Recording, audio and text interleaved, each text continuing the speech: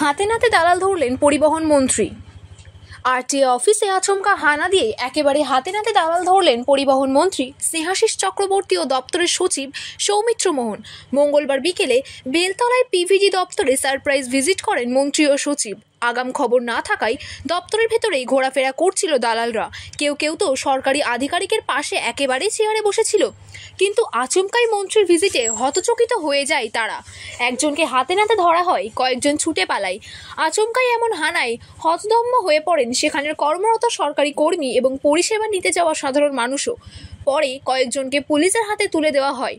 দালাল দৌরাত্ম বন্ধে বেশিরভাগ পরিষেবাই এখন অনলাইনে চালু করেছে পরিবহন দপ্তর, যাতে আরটিএগুলোতে সাধারণ মানুষকে বারবার ছুটতে না হয়। কিন্তু তারপরেও বেশ কিছু জায়গায় এই দৌরাত্ম বন্ধ হয়নি বলেই অভিযোগ। আরটিএ অফিসের বাইরে ঘুরে বেড়ায় এই সমস্ত মিডলম্যানরা। আর লাইসেন্স থেকে রেজিস্ট্রেশন পারমিট যে কোনো পরিষেবার জন্য গেলেই সাধারণ মানুষকে পকেটে কাটে। সাধারণ মানুষকে এই হয়রানি থেকে রেহাই দিতেই পরিবহন দপ্তর আর সচেষ্ট হয়েছে। আর তাই এই সারপ্রাইজ ভিজিট। আগামী দিনে এরকম ভিজিট চলবে বলেই জানিয়েছেন পরিবহন মন্ত্রী।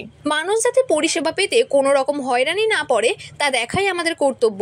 অধিকাংশ পরিষেবাই অনলাইনে করে দেওয়া হয়েছে, তাও কিছু অভিযোগ আসছিল, তাই আমাদের এই সারপ্রাইজ ভিজিট। পাশাপাশি জেলা শাসকদেরও আরটিএ অফিসে এই সারপ্রাইজ ভিজিট করার জন্য নির্দেশ দেওয়া হবে বলে জানিয়েছেন দপ্তরের সচিব সৌমিত্র মোহন। তার কথায় সাধারণ মানুষ যাতে ভালো পরিষেবা পায় সেই লক্ষ্যেই এই অভিযান।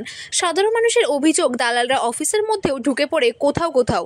এদিনও তেমন চিত্রই সচক্ষে দেখেছেন পরিবহন মন্ত্রী।